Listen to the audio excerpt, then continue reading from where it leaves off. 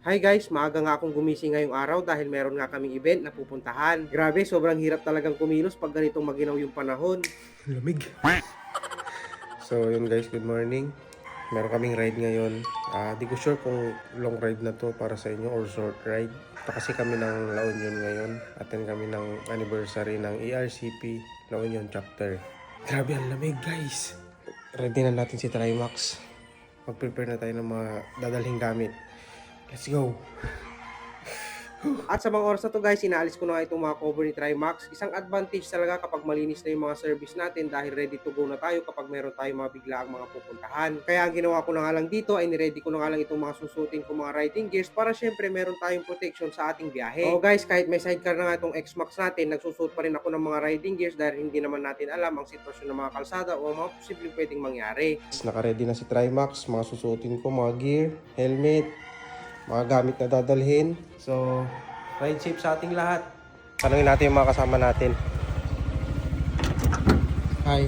Uy, nakakumot kayo. Naka-headphone ba kayo dyan? Malamig. Excited naman. Gutom! Gutom ka na. Always? Ay, nako. Gastos na naman. Kung saan na naman kakain itong mga to. Gutom na?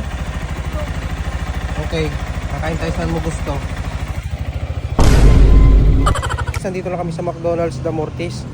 Meron lang kami naantay na isa, tapos siyempre CR break para diretso na yung biyahe sa Bacnotan dun sa resort na pupuntahan namin. And guys, si Trimax. Kaalala naman si Trimax guys. At makalipas nga ang halos isang oras sa biyahe namin ay nakarating na kami dito sa bayan ng Bacnotan at nag-stop over nga muna kami dahil bibili nga sila ng cake. Para syempre hindi naman nakakahiya na wala tayong dala pagdating natin doon at para makapag-take out tayo ng mga pagkain. Eme lang guys, pero totoo yun.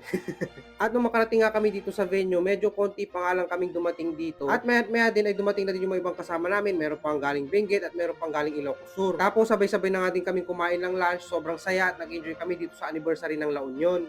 At fast forward nga guys, bago nga kami umuwi, dumaan nga muna kami dito sa Bawang La Union para bumili ng fresh tuna. Nandito kami sa Bawang para bumili na ilawin sashimi guys. Trimax nandito din. Check natin. Yun, lalaki oh. Sashimi.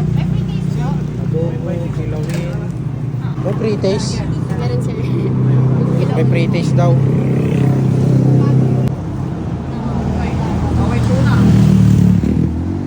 Yun guys, along the highway lang to.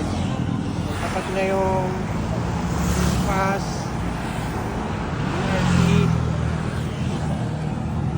Mr. Suave Kilawin Sashimi. Bumibili yung mga kasama natin. Siyempre Trimax